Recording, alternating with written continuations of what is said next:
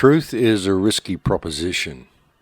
It's the nature of mediocre human beings to believe that lies are necessary, they serve a purpose, that truth is subversive, that candour is dangerous, that the very scaffold of communal life is supported by lies. And this week's opening quote comes from Anne Rice. Welcome to Surviving the Matrix, ladies and gentlemen. My name is Maxwell Egan. It's a pleasure to be with you once again, and I will be your host for the next hour.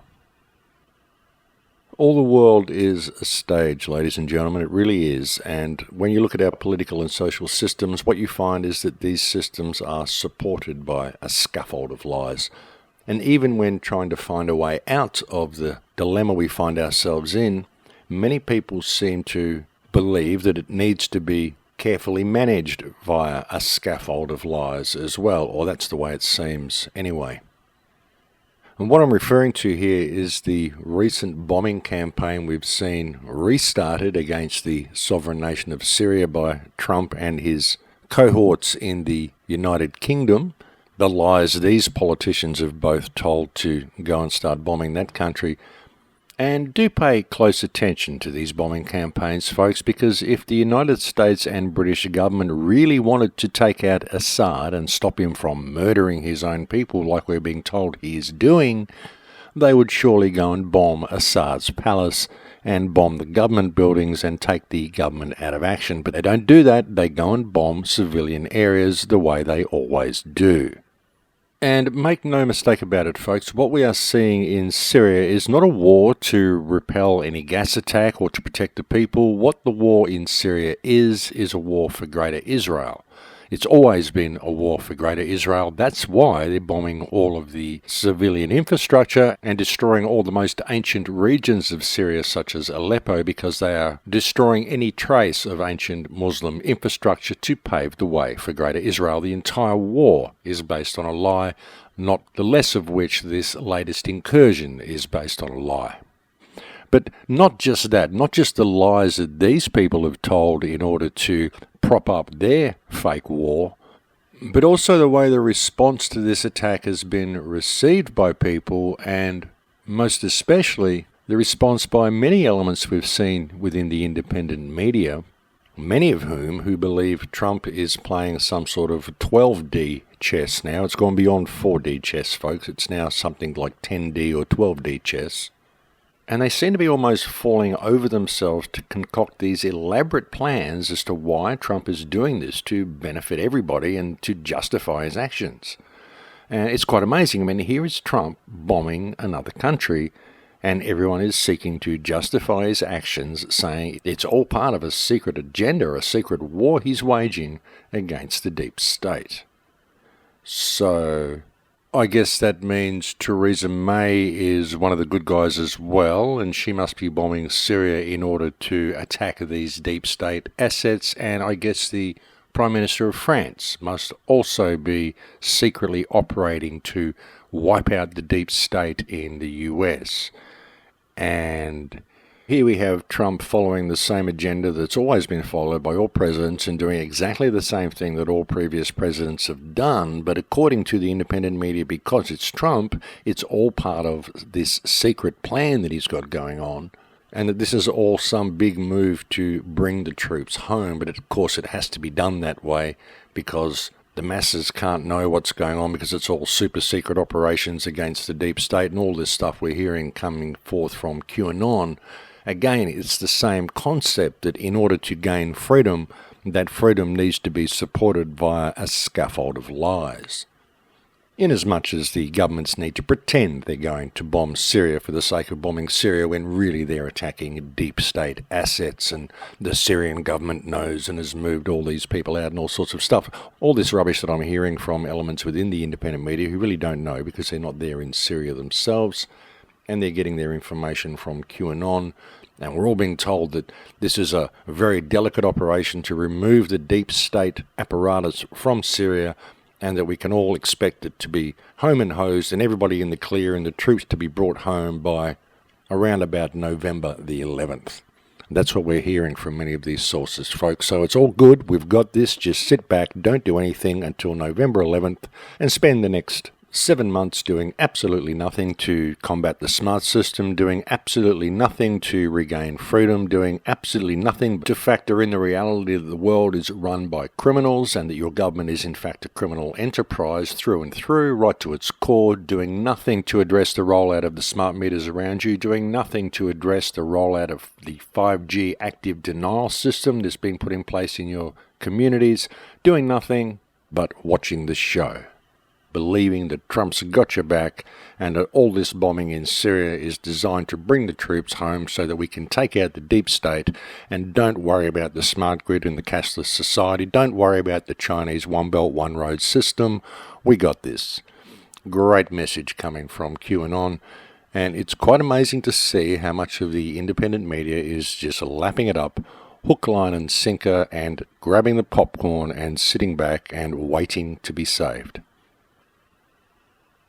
But as I said, folks, all the world is a stage. And when I say that, what I mean is that all the world is a stage. And all the world is not the United States. And what you see with all this QAnon stuff is all Americentric thinking. It's all about what happens if we do this and do that and how it affects the government in the United States. It isn't about how it affects anything else. Now, you could bring down the entire deep state apparatus in the United States. It's not going to affect what's happening in England. It's not going to affect what's happening in Europe. It's not going to affect what's happening in Australia, in Japan, in China, in a myriad of other countries around the world. What it's going to affect is what is happening in the United States. And the United States is not the center of the universe. And the United States has outlived its usefulness as a major financial power on this earth. You know, it may be a major military force, and it still is, but it's kind of dilapidated. The military force is dilapidated. The weapons are kind of substandard. A lot of them are, whether you want to admit that or not. A lot of the weapons that the US use are substandard. For example, M16s and a lot of the weapons that they use in the desert just simply don't function in that way. That's why you find that all the people in the desert use Kalashnikovs and things like that, because they're just far better. And the military arm of the United States is spread very thin. It's all out all over the world. So it's kind of a big mishmash. It's very, very powerful on the surface.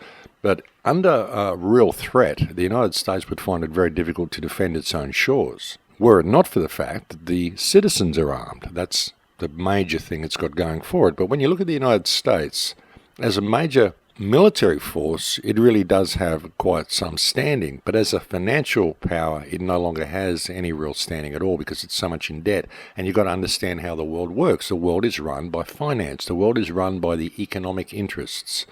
Countries are marginalized. Countries are controlled via control of the financial system. That's how it's always been.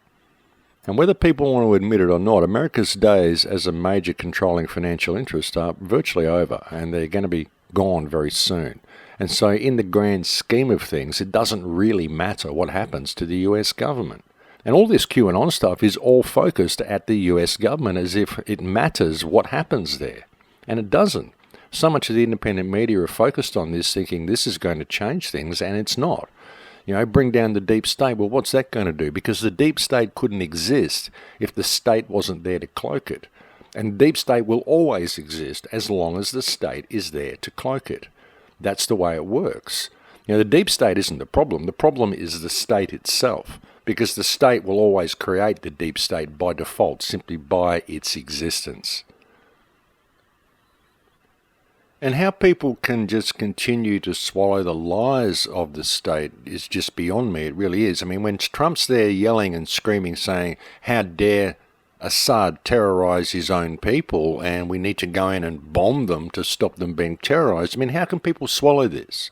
And it's the United States saying this, screaming out about human rights. I mean, for pity's sake, folks, this is a country with the largest prison population in the history of the world. It's just decimated country after country after country. I mean, Iraq, Libya, Afghanistan. Looking back, El Salvador. I mean, so many countries that the United States has gone in and obliterated. Look what happened in Bosnia and Syria, all the stuff that happened there as a result of Hillary Clinton. Look what happened in Iran with the result of the coup of Mossadegh. I mean, it goes on and on and on. And it's just been a never-ending war fest ever since World War II. The United States has gone out and obliterated so many countries, and it has terrorized its own people so much. How dare the president go on national television and claim to have an inkling of care about human rights while he's supporting the crimes of Israel, supporting the incarceration and the imprisonment and the illegal siege of Gaza Strip. I mean, it's absolutely absurd that anybody could swallow this stuff and think that he's playing 12D chess to bring the troops home.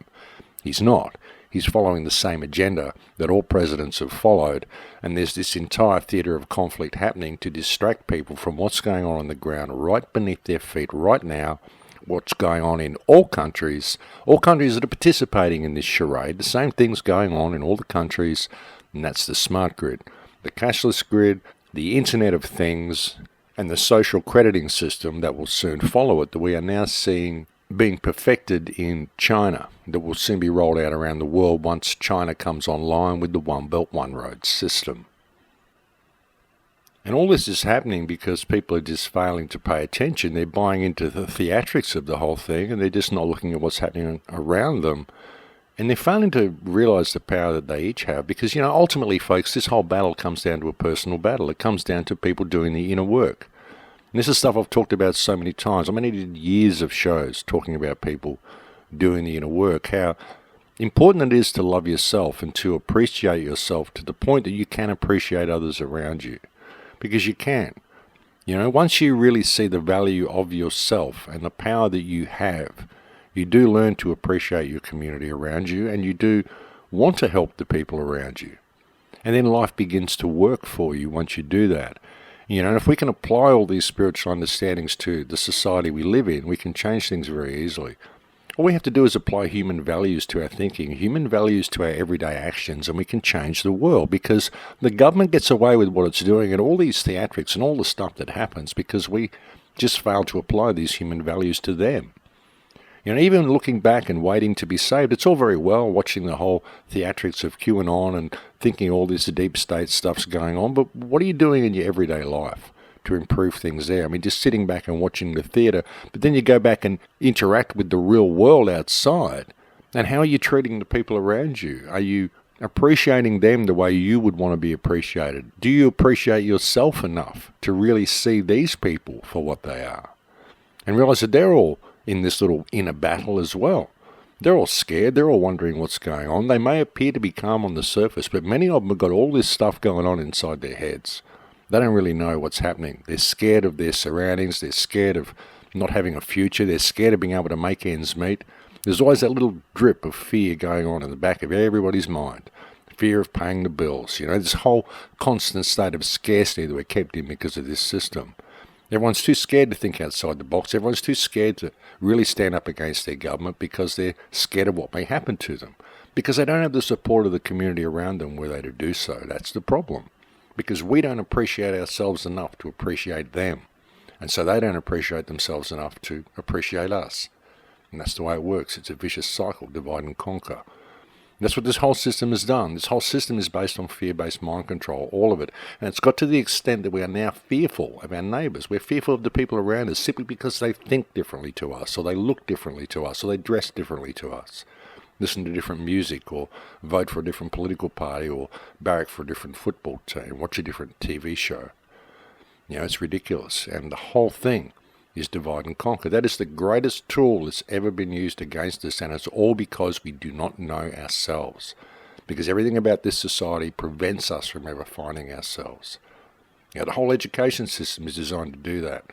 The show that I did last week, Your Government is a Terrorist. I did that show just to try to help people understand that this entire system is based on terrorism. It's based on fear-based mind control. The whole education system, the whole scholastic system, the academic system, the business system, all of it. The political system, the legal system, it's all terrorism. It's all the subtle use of fear-based mind control, the entire Western infrastructure. That's what it's based on. And that's why it doesn't work. It works for them, but it doesn't work for us. And that's why when people look at the system and they try to find a way out of it, and they think, well, how can we do all these things that will help mankind? They have all these ideas and they try to put them into place. They never get them in place because of fear-based mind control and the subtle use of terrorism. Because that's what our entire system is based on. The world's run by criminals and they know what they're doing. They put all this whole system in place in order to coerce us, in order to mould us into what they want and to keep us fearful of ever really discovering ourselves and standing in that. Just standing up and saying, hey, I have value.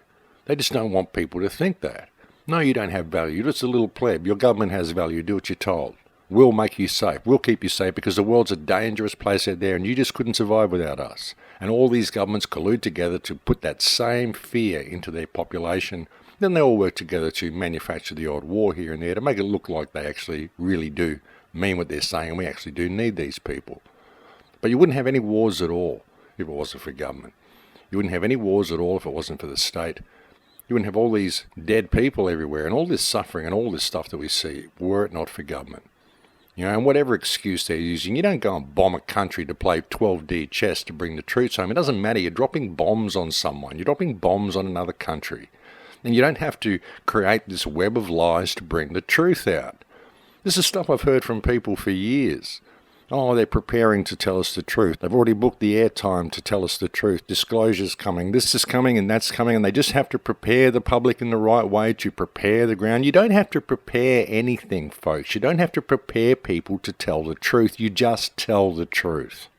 And we're not seeing that. You don't have to play 12D chess to tell the truth. You just call things for what they are. What do you think, the people can't handle it? What, are you serious? You really think people are that stupid that they just can't handle to hear the truth? I think they can. If it came from the right source, if it came from someone high up like Donald Trump, if he really wanted to tell the truth, he would just tell the truth. What's Trump said about 9/11? Nothing. What's he said about this whole smart grid? Nothing. What's he said about ISIS? The fact that ISIS is all funded by the West and getting logistic support from Israel in the Golan Heights? Nothing. What's he said about anything that's real? What's he said about anything that has made a difference to your life on the ground where you live? Absolutely nothing. All it's been is rhetoric and theatre and all of these secret backroom deals that we're hearing from QAnon. And really, when you step back and look at the whole big picture, it's just new boss, same as the old boss, and the same agenda goes marching steadily forward, only it's actually gone forward a lot quicker than it could have gone forward had people not fallen back in love with the state simply because they believed that there was a truther in the president's chair, when his actions themselves have proven him to be anything but. People are always looking for the solution in something external. They're always looking for government to come and save them or for someone to lay out a plan for them. I get it all the time. Max, what's your solution? They can't see the forest for the trees. They can't see that the solution is themselves. The solution is doing the inner work. This is something that I discovered years and years ago. I was my own worst enemy when I was a child. When I was a younger man, I was my own worst enemy. I really was. But then I realized it was me that was creating all of that. It was my failure to take responsibility for myself, my failure to even realize who and what I am. That was the problem all along. I knew I was something. I knew that this world was completely wrong and that I was probably born onto the wrong world. That's what I thought from when I was a very small child. But I kind of took that on and it became a chip on my shoulder for many years. I couldn't handle the world I lived in. I thought it was all messed up and there was nothing I could do about it because I didn't know my own power. I didn't realize that what I have to do is look after myself and look out for myself.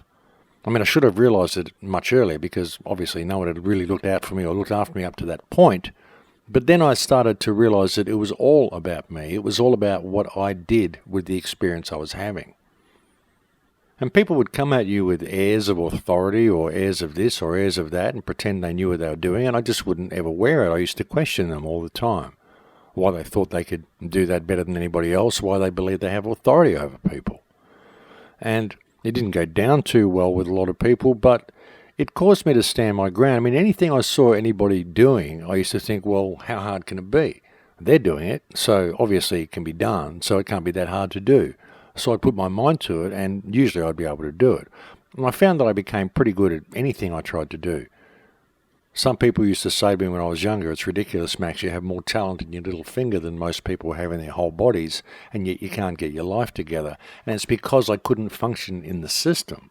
I couldn't function in that whole economic thing that we've got going on here. I just looked at it and thought this is a complete mess, and all I can do to function within it is to exploit the people around me, and I can't do that. I can't stand in a shop and sell people things they don't need without telling them that they really don't need this and ask them why they're buying it in the first place.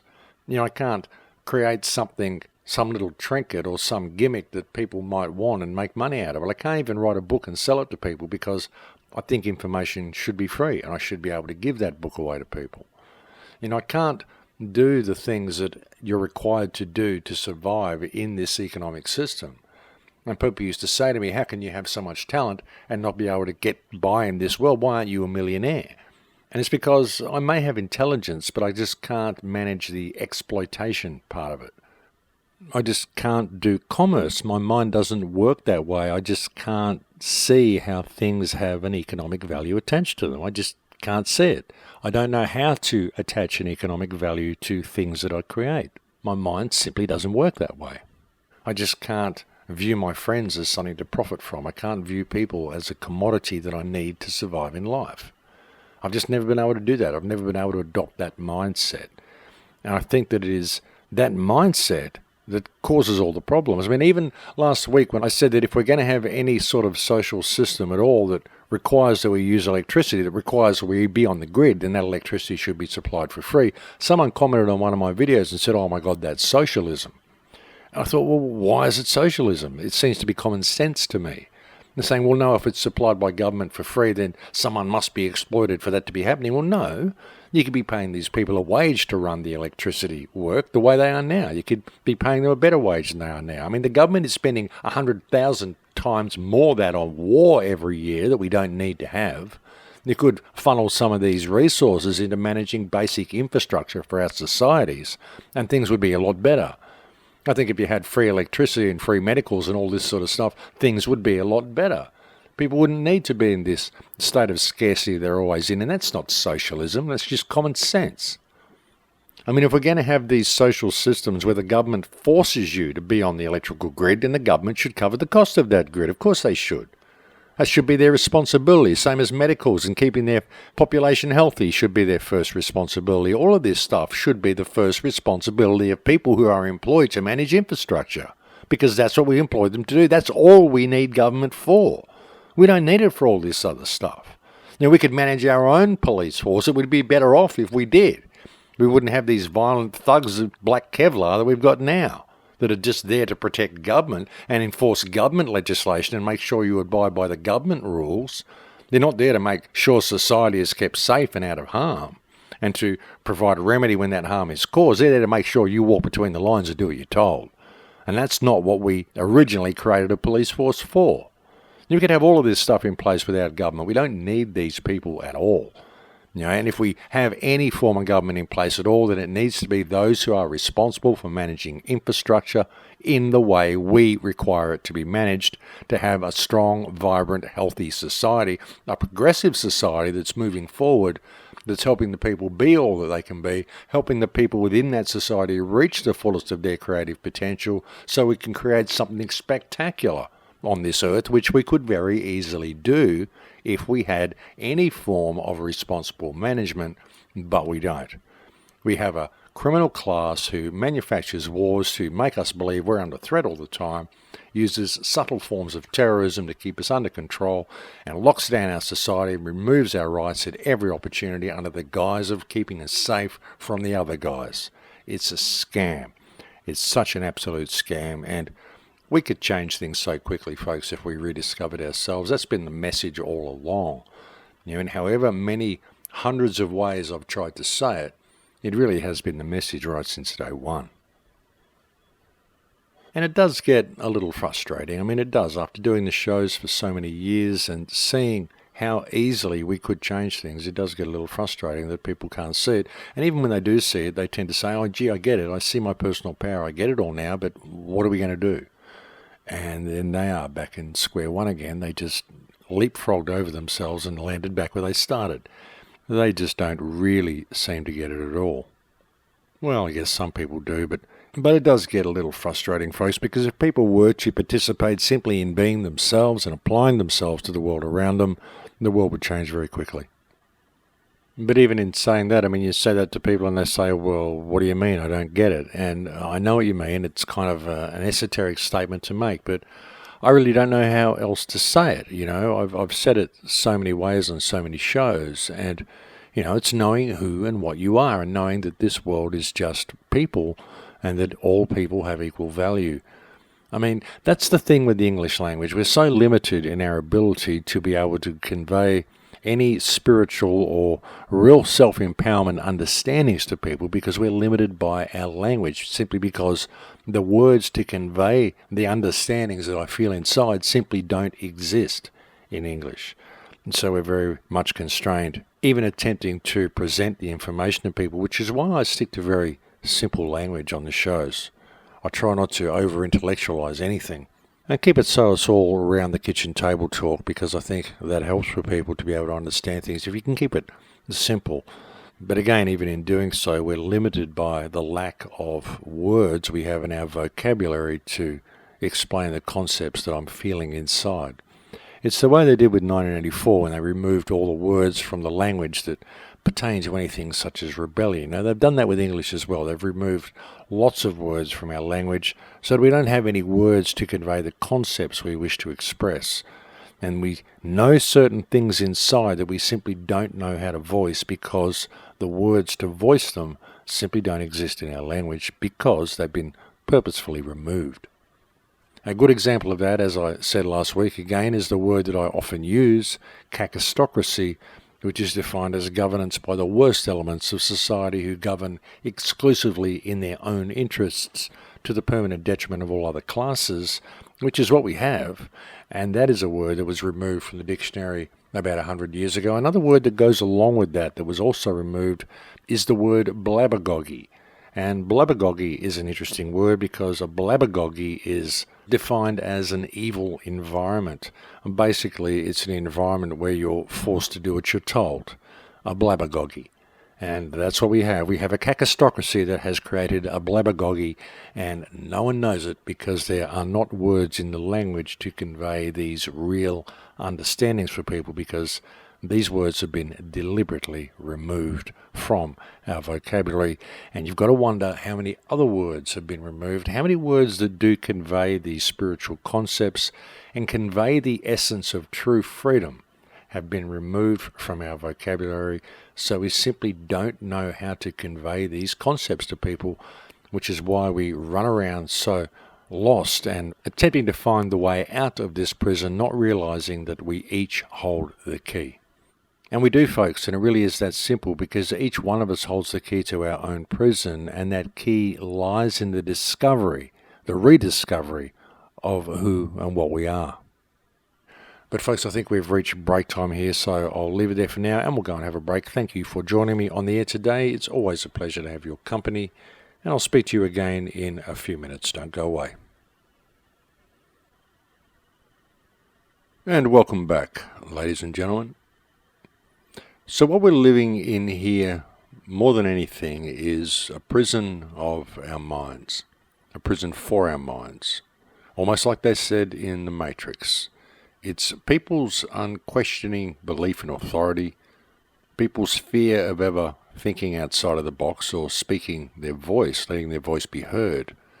And what we're seeing with the rollout of the smart grid and the 5G and the social crediting system that's going with it is this type of mind control and thought control is going to be taken to the next level if we don't pay attention to it and stop this being rolled out.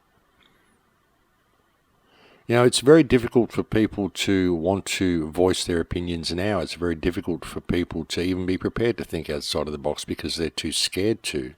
They're scared of what their peers may think about them. But when that becomes a judgment that is performed by an AI, because all your devices in your home are listening to what you're saying, then you get scared to say anything, even in the comfort of your own home. How are you going to sit there and research and read esoteric magazines and discuss them over the kitchen table? You may say something that your clock radio didn't like you saying, and it may affect your social credit points. So it's going to curtail human thinking and human expression to the most ridiculous degree if we allow this smart system to come online. As I said, it's already curtailed to a ridiculous degree, but it's going to get even worse, where people will be literally scared to think anything outside the box, anything outside the normal, most especially scared to voice that opinion.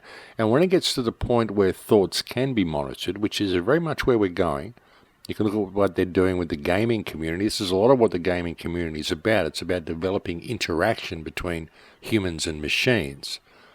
It isn't just about gaming, it's about developing these tools. So when all this comes in place, they're able to actually monitor people's thoughts, and it becomes a danger to even think an unpure thought, if that's what you want to call it. Then what's human society going to be like at that point? There'll be no humanity left in society at that point. Everyone will be forced to do exactly what they're told, under threat of punishment, under threat of losing social credits, and under threat of being ostracised. This is how they will be able to reduce the population to 500 million, ladies and gentlemen. Everyone's thought it's going to be some big virus they're going to spread or whatever. They'll be able to limit the working population to 500 million by putting the rest of the people in jails, just putting them in the smart prison by slowly ostracizing them and squeezing them out of the system. And if they can't do that, well, they can easily set up active denial zones in certain areas in cities. They can cordon off slum areas. You could have areas like Gaza Strip happening in New York and LA. The homeless section in the center of LA, they could simply cordon all that off with an active denial system so that people can't leave. There's an electromagnetic fence around the area. They can do that with the 5G grid because it does contain this active denial capability. There's all sorts of possibilities of what can happen with this smart grid that's rolling out if we don't pay attention. And the whole thing really comes down to a loss of self, a loss of what it means to be a human. As I said, this mistaken belief in authority, this sheep-like mentality that most of the human race has undergone. And it may be a sad thing to say to call people sheeple, but really, when you look at people, how they're so easily led, and when you look at society in general, it's really what we've got. It's a people farm, as I keep saying. And the problem with it is that the people within the farm simply can't see that they are the ones that hold the key to their own salvation. They hold the key to their own lock because the whole farm only exists because they comply with it. They believe that they need to go along with what the government tells them to do because of the fear-based mind control system and the subtle use of terrorism that they've undergone throughout their entire lives. And they're just scared to ever say no. And beyond even scared to say no, they're sometimes scared to even question why the order is being given to them. Scared to even say yes conditionally. Yeah, I'll do that, but why are you asking me to do that to begin with? What's this all about? Why do you believe you have a right of ownership over me? Whoever asked that? Why do you do what people tell you to do all the time when they don't own you? Why do you act like a slave and then claim you live in a free world? Because most people do that. They simply roll over on command and then say, I'm free. And it doesn't really make a lot of sense when you look at it. But you ask people that question and they say, well, I do what I'm told because if I don't, I'll get in trouble or I'll get arrested. And yet they can say that, but then they don't realize that what they're doing is that they are complying with terrorism. They are negotiating with terrorists. I thought we were told we weren't supposed to do that by the government. The government says we will not negotiate with terrorists, and yet the people are forced to negotiate with terrorists all the time, every time they negotiate with an agent of the state, because they are forced to negotiate under intimidation and under fear of punishment. They are forced to negotiate due to violence or the threat of violence that is being carried out against them as a means of coercion, which is the dictionary definition of terrorism.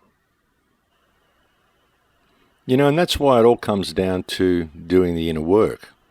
It all comes down to realizing who and what you are and realizing what the people who are inflicting themselves upon you are, because they're just people like you and they have no right to do what they do. The only reason they get away with it is because you agree to let them get away with it because you never question.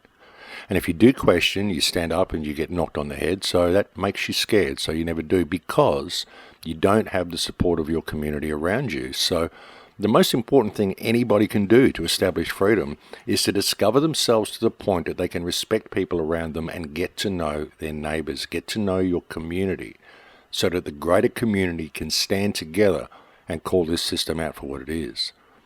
This is something that I've said right since the beginning, right since the very first interview that I did back in 2008, before I even had the radio show.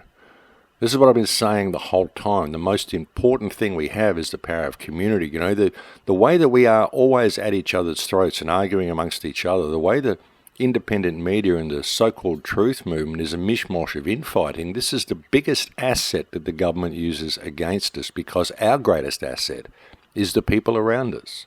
And yet we alienate the people around us.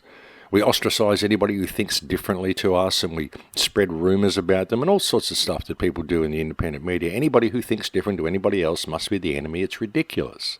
You know, everybody thinks differently, of course they do. And if we could get some sort of unity of focus, we could change things very quickly. You know, and things are so simple, really. When you look at it, it's so simple. When you look at how the system could be run, and you look at how the system is run, it makes no sense for it to be run this way. The only way it does make sense is if you are a criminal class who is running the world this way, and that's what's happening. You know, and everything I was saying earlier about free electricity and all this sort of stuff, people say, well, this is socialism. No, to me, it's common sense. It's common sense that if you're going to have a society that requires that you use these things, then these things should be supplied freely. And that's not socialism, it's just common sense. You know, it amazes me how people can't see this sort of stuff sometimes, but I don't know. I mean, I've got a different thinking process to a lot of people. I think in pictures. And when I look at the picture, it doesn't make sense having to pay for all these things. The picture doesn't work. You can't create the right image. You can't create anything that flows. You know, when I look at society and I look at government, I look at this whole system, I look at it in pictures. I think in pictures. I don't know how to explain it to people, but I used to do little drawings of what the inside of my head looked like and what my thinking process looked like. You'll actually find some in the artwork section of the Crowhouse. But to me, when I look at the picture and the picture doesn't fit together, I mean, it's almost like a jigsaw puzzle. You can see where the pieces fit and they're all skew. They're all being put all over the place, higgledy-piggledy. They're being taped together with bits of tape and they don't fit in the spaces they're supposed to be. And when you rearrange things and you make the picture work, then everything just flows. And when I look at society, the picture doesn't work. And when I look at people's thought processes through the system and the processes they're attempting to undertake to find a way out of the system, again, the picture doesn't work. And to me, all you have to do is step back and look at the world as one picture. What does it look like as one thing?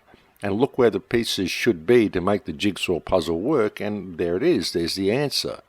And to me, that's just how I think. And it makes perfect sense. And what I see as the major problem in the world is people's loss of self. People's failure to understand what they are, what this system is, because this system is just an idea that comes from the minds of people, just like them. And they don't actually have to go along with any of this stuff. And if they were to ask the right questions and actually stand up for themselves and treat the people they were dealing with as actually being people, not the office that they're in, not the uniform that they're wearing, but just another guy, another man, another woman standing there talking to you, then there's a way out of this mess. There really is. But until we realize that what we're dealing with is people, all those figures of authority are just people, then we're not going to get anywhere.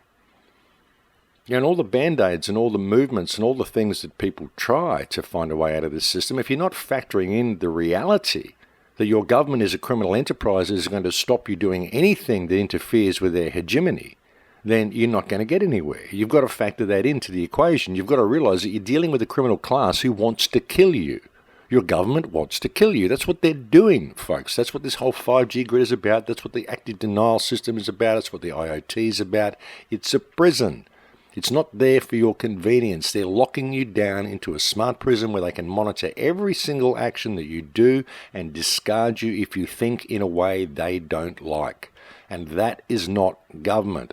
That ceases to be anything that even resembles government. And look, we don't need government anyway. Government is a fiction. It's a thing we made up. You know, government should be there to govern infrastructure, not to govern people.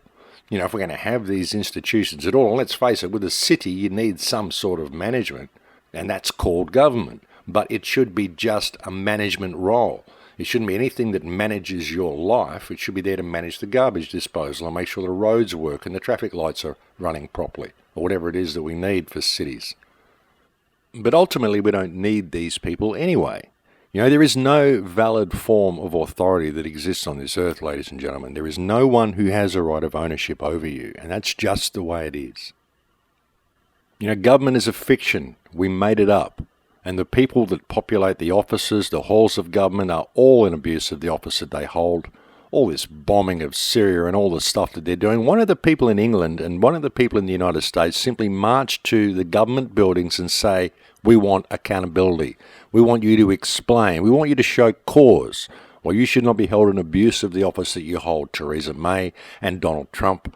We want you to both explain for us all why you should not be prosecuted for your crimes right now, or how any of your legislation is valid, how any of the things you are doing to us or any of the things you are doing to Syria are valid. Theresa May gets up there and says, we have determined that this is legal. Of course you have, because you wrote it down that you could do it, you lying, warmongering wench. That's what you are. Child-killing psychopath is what you are. And you should be removed from office. And no, folks, this isn't 12D chess that's being played by the British and French governments to help Trump bomb Syria to bring the troops home. Think about what you're saying with this. It's ridiculous. What it is the same group of warmongering psychopaths out there trashing on the world the way they always do, and you've got Q sitting in the background saying, it's all good, folks, we got this, don't do anything, it's all going to be great, you're going to be happy in November. In November, the smart grid will have you in its full sway. In November, the whole 5G grid will be rolled out. By 2020, the whole Internet of Things will be online. People simply aren't paying attention. They're going to sit back and eat popcorn and think, wow, it's great that Trump is bombing children in Syria to bring the troops home to take out the deep state. Think about what you're saying, ladies and gentlemen. Think about how you're being led. Go and type some questions to Q. Say, hey, Q, what about 5G? What about active denial? What about the IoT? What about the social crediting system? What is Donald Trump doing about any of this? What about the smart prison, the active denial grid that's being rolled out right around all of our cities right now? Why aren't you talking about this, Mr. Q? Why don't you ask him that, folks? Why don't you ask him how the French and British government are participating in this removal of the deep state? And then why don't you wake up to yourselves and go out and get to know people in your neighbourhood and stand up against the criminal class who is trying to kill you, that is masquerading as government in your country? Because Q isn't going to save you if you're not prepared to stand up for yourselves. You hold the key to this prison. Every single person out there holds the key to this prison, because the truth of the matter is that you actually have value. You don't have to do what you're told, and the people that are sitting in the big chair milking all your wealth from you and paying themselves massive wages while they bomb children in foreign countries are a bunch of criminals that you could remove from power very easily if you were to unite as a community and simply stand up and call things out for what they are. You don't have to beat around the bush. You don't have to put the truth structured on a scaffold of lies and think that the people can't handle the truth. You just need to speak the truth. And everybody needs to do this.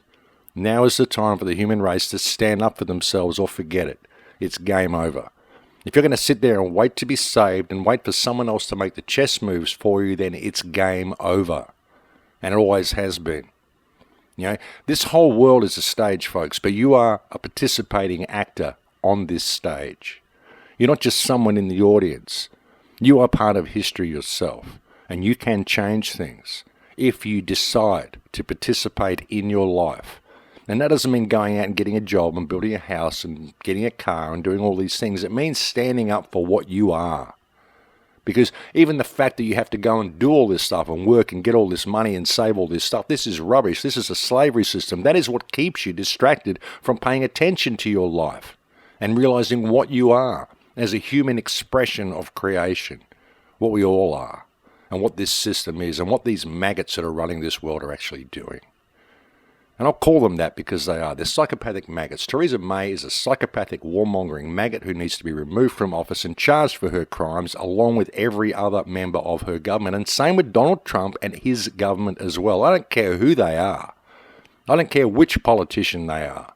If they haven't spoken out against this system yet, if they haven't named things for what they are yet, then they are either part of the criminal cabal, they are compromised and should not be in that office, or they are too stupid to hold that office to begin with. and they need to be removed either way, because they are simply not fit for the position that they hold. None of these politicians are. And if they were, the world would not be in the state that it's in, and people would not be being subject to this smart prison being rolled out around them. And that is the simple fact of the matter. That is reality in stark black and white, ladies and gentlemen. The world's messed up, and it's going to stay messed up until we decide we will fix it.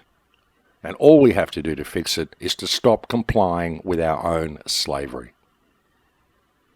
And really, folks, it should be easy to do this because the whole idea is just that. It's just an idea.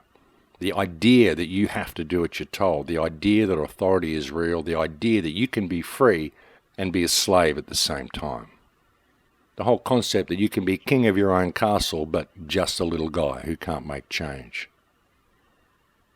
But folks, everybody can make change. Everybody can make a difference in the world. You can create a ripple in your life, in your world, in your own community where you live that will ripple out and will affect the entire world. You'll be surprised how far a person's individual reach can actually go. I mean, look at me. Look what I've done. Look what I've managed to do by just speaking out and having a voice, making my voice heard, just speaking my mind, saying what I think, and just offering my perspective. And I don't pretend to be some mega researcher or some influential person or some authority on anything. I don't have any particular niche that I wish to lock myself into. I'm not someone that focuses on Palestine or Gaza or focuses on the money system or focuses on the Middle East or focuses on anything in particular. I'm just a person who looks at the world and offers a perspective on what I see. And I've reached so many people by doing that. And when you look at it, I'm just a social misfit. I'm a guitar player. I'm not anybody. I'm just a normal, everyday person, just a little person like everybody else. And I've managed to reach millions of people. Now, if you look at my two YouTube channels combined have got almost 20 million views on my videos in the last 10 years. And my reach has gone out to so many people, and it's reached so many areas that you wouldn't even think it has reached. And as a little bit of an evidence of that, folks, is how far one person can actually reach. The word cacistocracy. This is a word that, as I mentioned earlier, has been removed from the English language, and it's a word that I reintroduced into the English language about 3 years ago. No one ever used this word until I started reintroducing it and started using it. When I was at Acapulco in February, Cynthia McKinney came up to me and she thanked me for using that word and for reintroducing her to that word, and she said that she's now teaching that word in high school. And the other day I saw a tweet from John Brennan when he got sacked by Trump the other day, and he used the word cacistocracy. He put in a tweet, "Your cacistocracy is collapsing after its lamentable journey." Now he's using that word and saying that, well, Trump's got the cacistocracy and rah-rah, and he's trying to make it a one-sided affair. And really, it isn't that way at all. The entire government system is a cacistocracy, but the fact that he was using the word cacistocracy, ladies and gentlemen, this is John Brennan in the White House, is using the word cacistocracy, a word that was removed from the English language and was reintroduced by me about 3 years ago. So don't tell me that the mainstream doesn't listen to the independent media. And don't tell me that the politicians don't know what the independent media is thinking. Because just that tweet from John Brennan, that 100% confirms that my radio show Surviving the Matrix has now affected the vocabulary being used in the White House. So that's the type of reach that a single individual can have. And again, folks, I'm a nobody. I'm just a social misfit. I'm not anybody important at all. I'm just a guy who chose to speak out. And all the people who listen to the show or think that Max Egan is this special person, well, I'm not. I'm just like you. That's the thing. That's why I do it. And that's the example that I want to set, is that you don't have to be somebody to make a difference. Everybody has value. If you choose to make your voice heard, you can create ripples that will reach incredible places. I mean, here's me commenting on Iranian world news and now affecting dialogue in the White House, and I'm just a guitar player from Adelaide who likes to live in the forest and play guitar and smoke a bit of weed now and then. That's what I do. I'm not anybody special, folks. I'm just the same as you. I just chose to speak out, and that's the difference you can make if you chose to speak out. Think about it, folks. My voice has reached the White House. What would happen if there were 300 million of me saying these same things? Imagine how far our voices would reach. Imagine how far your voice would reach if you started speaking out and saying the right things and just speaking the truth. Don't try to exalt yourself and present yourself as some type of announcer or some guru or some authority or anything. Just speak the truth. Just say what you feel. Offer your opinion on stuff, because that's all I ever do. I just offer you my opinion on stuff, my perspective. That's all anybody offers you is their perspective. Now, everybody's only got their perspective to offer, no matter what else they claim to be. All they have is their perspective based on the stuff they've looked at and what they've decided to make of it and what they are putting out there for you to consider. And that's all any of it is. And you can do that. You can reach millions of people by just deciding to speak the truth. And knowing what you are is the key to it all.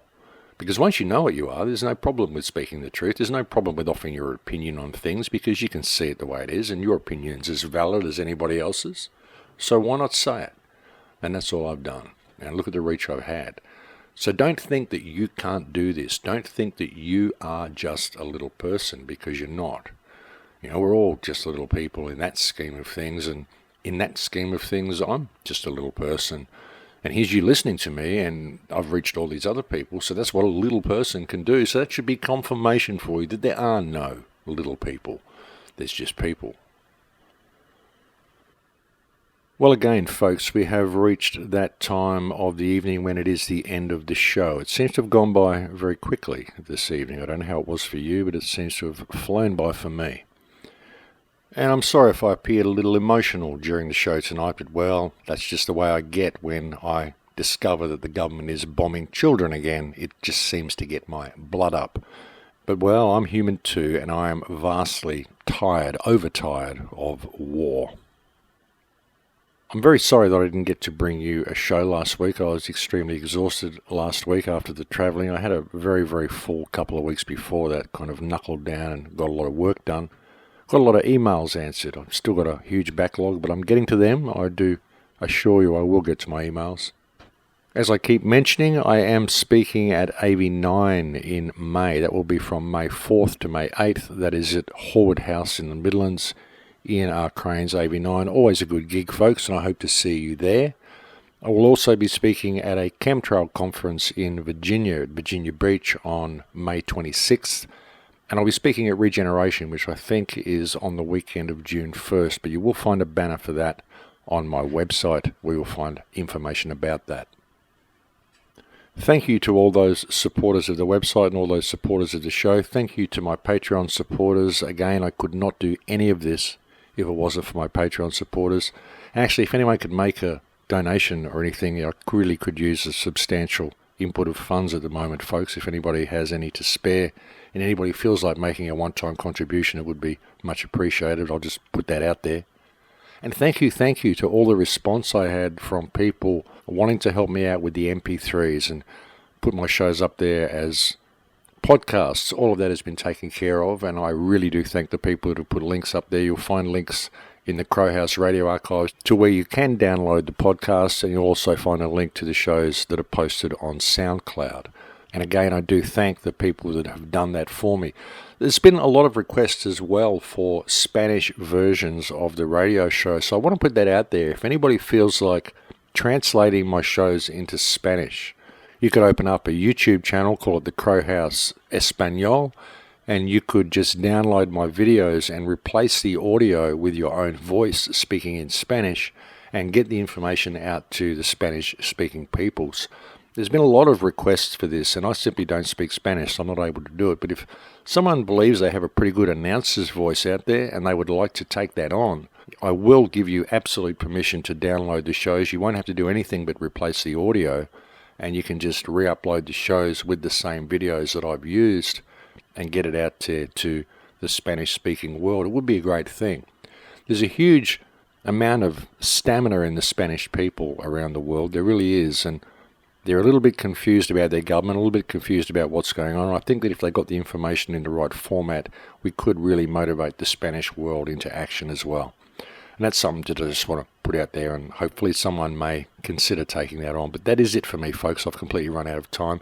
Thank you very much for joining me on the air today. It's always a pleasure to have your company, and I'll look forward to speaking to you again next week. Please take very good care until then. In Lakesh.